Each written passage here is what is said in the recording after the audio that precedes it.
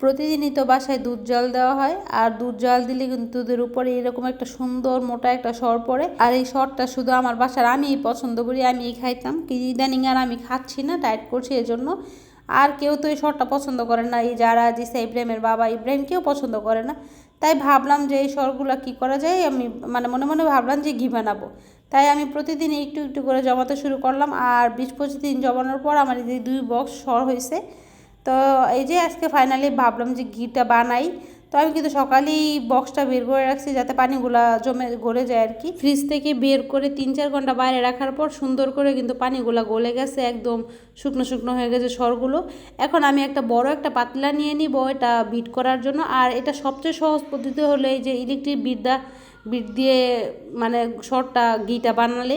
Others অনেক কষ্ট হয়ে যায়, অনেকে আছে যে পাটায় বেটে বানায়, আর অনেকে আছে যে ঘুটনি দিয়ে ঘুটে বানায়, বাট ওইভাবে হয় না। আমি ওইভাবে 2-3 বার ট্রাই করছিলাম, কিন্তু আমার কাছে এই জিনিসটা সবচেয়ে ইজি লাগছে। আপনার সময়ও কম লাগবে, একদম ইজি ওয়েতে হয়ে যায়, খুবই সুন্দর। আর সবচেয়ে ইম্পর্টেন্ট জিনিস আপনার সব মানে ঠান্ডা পানি দিতে হবে। আমি কিন্তু প্রথমবার একবার দিয়ে উঠে নিচ্ছি, তারপর দ্বিতীয়বার আবার ঠান্ডা পানি দিয়ে ভালো করে ধুয়ে নিচ্ছিলাম। আর কত সুন্দর মাখনটা হয়েছে দেখেই তো আমার মনটা ভালো হয়ে গেছে আর কি।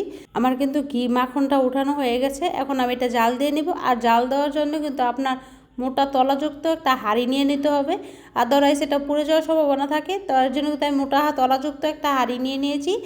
আর এটা আমি একদম গ্যাসের ফ্লেমটা স্লো রেখে জাল দিচ্ছিলাম, আর অনবরত নাড়তে হবে যাতে লেগে না যায়। আর এখানে কিন্তু আমি দাঁড়ায় অনবরত নাড়তেছিলাম। আর এই যে এই পর্যায়ে কিন্তু আমার ঘিয়ের কালারটাও চলে আসছে।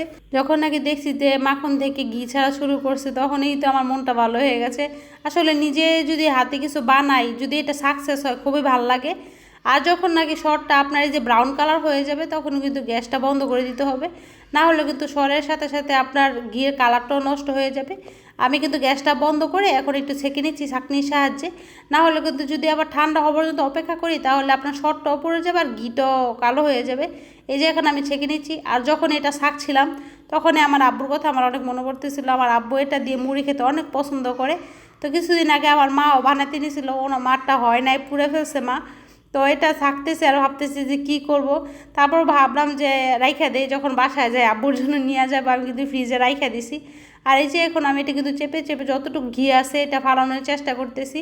আর এই যে এখন কিন্তু আমার সম্পূর্ণ ঘিটাই ছাঁকা হয়ে গেছে। আর 2 বক্সর থেকে আমার এতটুকু ঘি হয়েছে। কিছুদিন আগে আমি ঘরেরবাজার.com থেকে ঘি আনাইছিলাম, তো ওই আন্দাজে আমি বলছিলাম যে আমি কিন্তু 250 গ্রাম ঘি আনাইছিলাম। তো মনে হচ্ছে আমার এখানে 200 থেকে 250 গ্রাম হয়েছে।